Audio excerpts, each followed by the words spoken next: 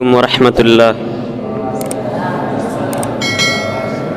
الحمد لله الذي وحده والصلاة والسلام على من لا نبي بعده. أما بعد، أعوذ بالله من الشيطان الرجيم. بسم الله الرحمن الرحيم. ومن يرتد منكم عن دينه فيمت وهو كافر فأولئك حبطت أعمالهم في الدنيا والآخرة وأولئك أصحاب النار هم فيها خالدون.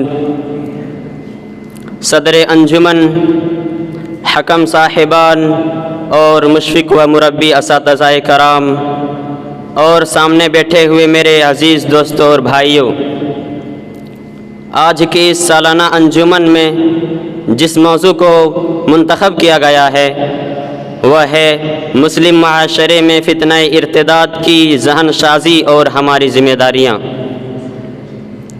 سامعین کرام، جیسا کہ آپ لوگ بخوبی واقف ہیں کہ یہ دور فتنوں کا دور ہے، طرح طرح کے فتنوں کا وجود ہو رہا ہے.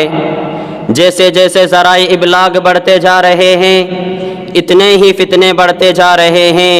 ان فتنوں میں ایک فتنہ ارتداد سر اٹھا رہا ہے. آئیے سب سے پہلے سمجھ لیجئے کہ ارتداد کسے کہتے ہیں.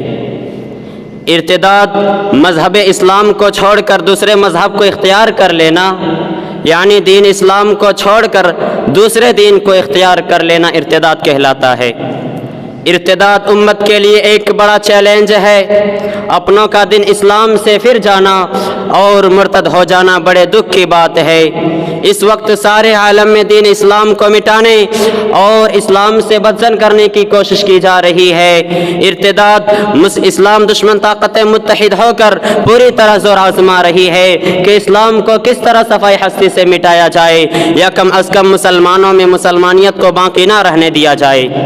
اور ایک سازش کے تحت دشمنان اسلام مسلم لڑکیوں کو ٹارگٹ بنائے ہوئے ہیں اور نوجوانوں کا ایک بڑا طبقہ اسلام سے دوری اختیار کر رہا ہے. اس وقت حالات بڑے نازک ہیں. کل تک اغیار اپنے اکثریتی علاقوں میں ظلم ستم کا کھیل کھیلتے تھے، لیکن وہ اب اتنے بے لگام ہو گئے ہیں کہ ہماری آبادیوں میں گھس کر ہماری بہن بیٹیوں کی عزت کو پامال کر رہے ہیں. اور آج ملک کے مختلف علاقوں سے یہ خبریں آ رہی ہے کہ مسلم لڑکیاں غیر مسلم لڑکوں سے شادیاں کر رہی ہیں اور اپنا دین و ایمان، ضمیر و حیا بیچ کر اپنے خاندان اور اپنے سماج و معاشرے پر بدنامی کی داغ لگا رہی ہے. اور آئے دن یہ تعداد بہت تیزی کے ساتھ بڑھ رہی ہے.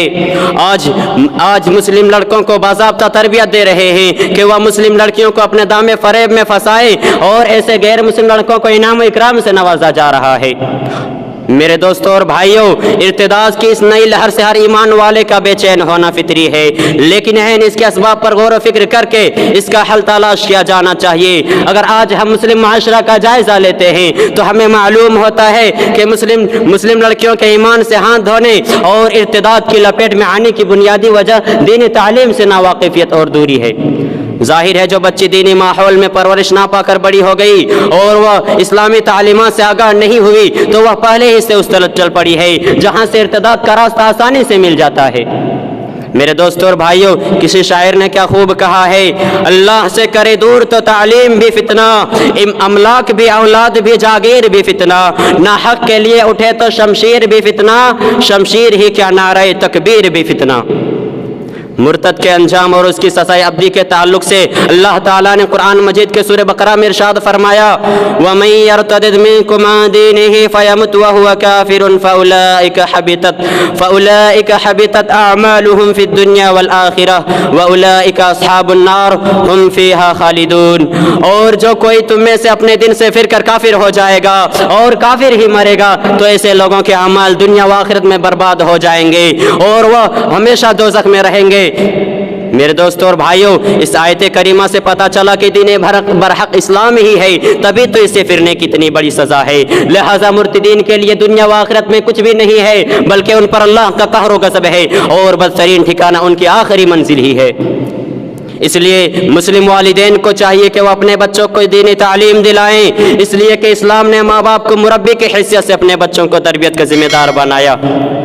کیونکہ کل قیامت کے دن اس کے بارے میں سوال کیا جائے گا، جیسا کہ اللہ کے نبی کریم صلی اللہ علیہ وسلم نے بھی حدیث میں ہر شخص کو اپنی ذمہ داریوں سے آگاہ فرمایا، کلکم راعٍ وکلکم مسئول عن رعیتہ، تم میں سے ہر شخص ذمہ دار ہے اور ہر شخص کو اس کی ذمہ داریوں کے بارے میں سوال کیا جائے گا۔ لیکن آج کے اس پرفتن دور میں ہم اپنے بچوں کو غیر مسلموں کے اسکولوں میں تعلیم دلاتے ہیں اور وہاں بچے عیسائی یا غیر مسلم اساتذہ سے تعلیم حاصل کرتے ہیں۔